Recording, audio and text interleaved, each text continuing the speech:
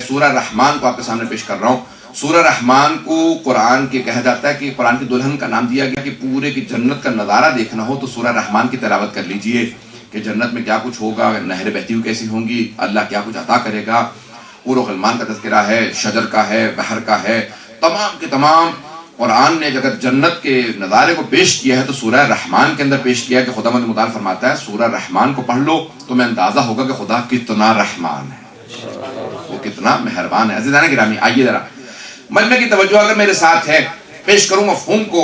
اس سورہ کے اندر ایک آیت آئی ہے کہ حل جزاء الاحسان الا الاحسان، کیا نیکی کا بدلہ، احسان کا بدلہ احسان کے علاوہ اور کچھ ہو سکتا ہے؟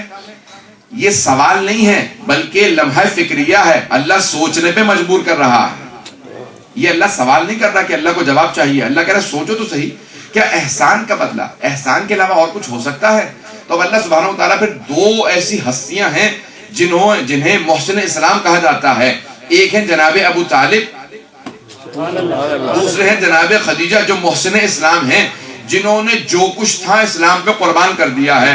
عزیزان گرامی سارے مجمع کی توجہ ہوگی، میں پورا زور لگا کے ان جملوں کو پیش کروں گا اگر مفہوم ادا کر پاؤں کہ کون ہیں یہ دو ہستیاں جنہوں نے سب کچھ قربان کر دیا۔ ایک ہے جناب ابو طالب، جو کچھ تھا سب کچھ اسلام پہ قربان کر دیا۔ دوسرے جناب خدیجۃ الکبریٰ، جو کچھ تھی دولت اسلام پہ قربان کر دی، یہاں تک کہ جب ان کا انتقال ہوا، ان کا وصال ہوا تو ان کے پاس کفن نہیں تھا، رسول خدا سے وصیت کی مجھے میری پوشاک میں دفنا دیجئے گا، میں نے سب کچھ قربان کر دیا۔ وہ بی بی جس کے کتنے ملازم ہیں، کتنے محل ہیں، کتنا سونا ہے، کتنے اونٹ ہیں، کتنے باغات ہیں، کتنے محل، کچھ بھی نہیں ہے جب وقت وصال کچھ بھی نہیں تھا، بی بی کی انتقال کے وقت کچھ بھی نہیں تھا بی بی کے بعد۔ عزیزان گرامی کس پہ قربان کر دیا؟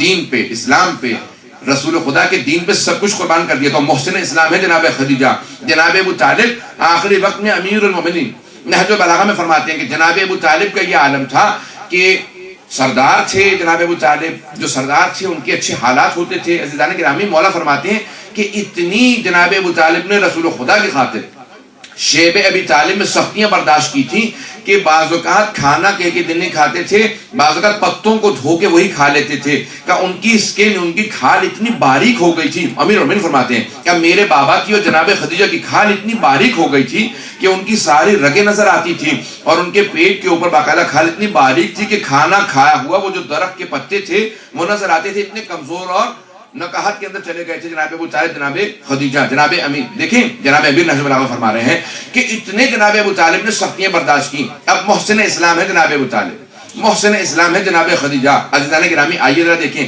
اللہ قرآن میں کہتا ہے حل جزاء الاحسان الا الاحسان، کیا احسان کا بدلہ احسان کے علاوہ اور کچھ ہو سکتا ہے؟ اب اللہ ڈائریکٹ مخاطب ہوگا جناب ابو طالب سے، جناب خدیجہ سے، اے ابو طالب، اے خدیجہ، آپ دونوں کی حیثیت محدود تھی، جو کچھ تھا آپ نے قربان کر دیا۔ آپ دونوں کی محدود حیثیت میں جو کچھ تھا آپ نے میرے حبیب پہ قربان کر دیا، میری حیثیت لامحدود ہے۔ توجہ سارے مجمع کی توجہ ہو، کہا اے ابو طالب، اے خدیجہ، آپ دونوں کی حیثیت محدود تھی، جو کچھ تھا میرے حبیب پہ قربان کر دیا، میری حیثیت لامحدود ہے، میں اپنے لامحدود خزانے سے، اے ابو طالب، اپنے لامحدود خزانے سے جو سب سے قیمتی ہے وہ علی ہے، آپ کو عطا کرتا ہوں۔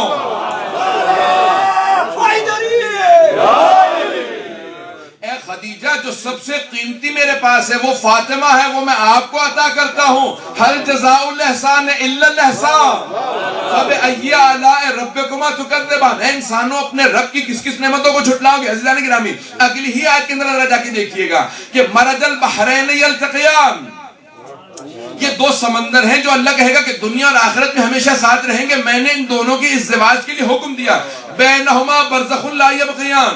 پیغمبر اسلام کے لیے چھٹے امام فرماتے ہیں کہ یہ جو دو بحر ہیں جو ہمیشہ ساتھ رہیں گے، ایک ہے علی، دوسرے ہے فاطمہ، بینہما برزخ لا یبغیان، کہا کہ نہ یہ کبھی بحر ختم ہوگا، نہ کبھی یہ سمندر ختم ہونے والا ہے، نہ کبھی وہ سمندر ختم ہونے والا۔ اللہ نے ایک برزخ کو رکھا ہے تاکہ نہ علی کی حقیقت ختم ہو نہ فاطمہ کی۔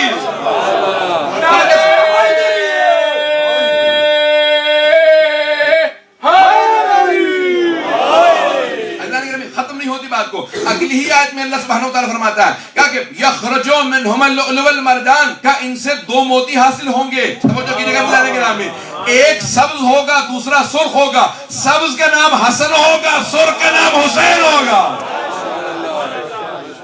अज़ीज़ान गिरामी, ये है सूरह रहमान जनाब सैयदा की शान का कसीदा।